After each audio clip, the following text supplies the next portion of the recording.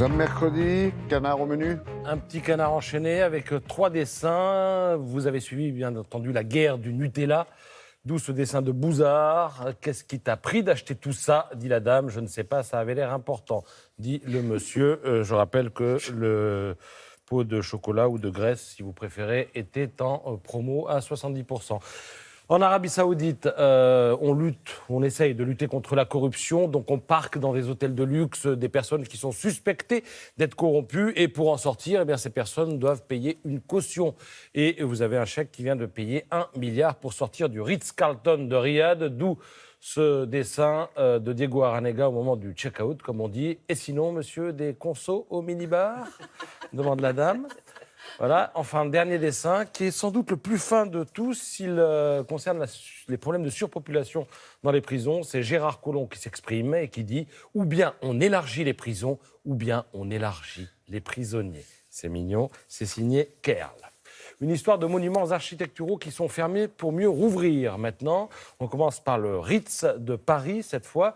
Il a été rénové, puis rouvert en 2016, mais beaucoup d'objets n'ont pas retrouvé leur place. Ils seront donc mis aux enchères du 17 au 22 avril prochain chez Art Curial. C'est ce que vous apprendrez ce matin en lisant Le Figaro. Alors, on espère tirer de cette vente 1,5 million d'euros, peut-être 2 millions. Il y aura 3 500 lots qui seront dispersés et qui représentent 120 ans d'histoire de ce haut lieu de la vie parisienne. Il y aura des canapés capitonnés, des tables de chevet, des copies de Gauguin ou de Modigliani.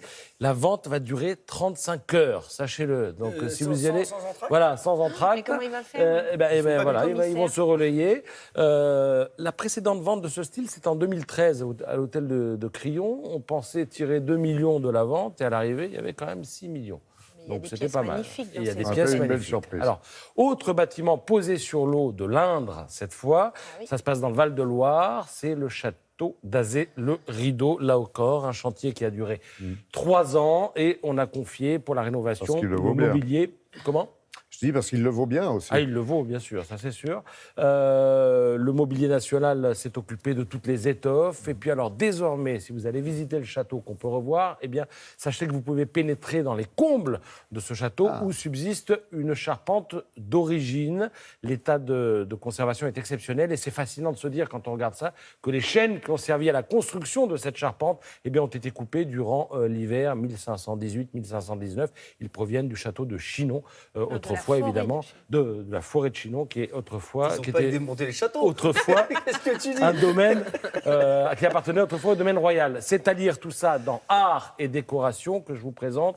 Voici la dernière livraison. C'est un bijou haut de gamme qui d'ailleurs organisera très bientôt le salon Art et Déco à la Grande Halle de la Villette. Ce sera la 3e édition. Lors de la première, il y avait 25 000 personnes. Lors de la deuxième, il y avait 55 000 personnes. Il y aura peut-être plus de 100 000 personnes cette fois-ci. Il y aura en tout cas 200 exposants avec 4 univers, la déco, les ateliers, la table ronde et surtout la possibilité, c'est important, d'avoir des entretiens individuels avec un expert sur le salon. Donc si vous voulez décorer, vous allez voir un pro, il peut vous aider. C'est dans Art et Déco. Merci beaucoup Patrice.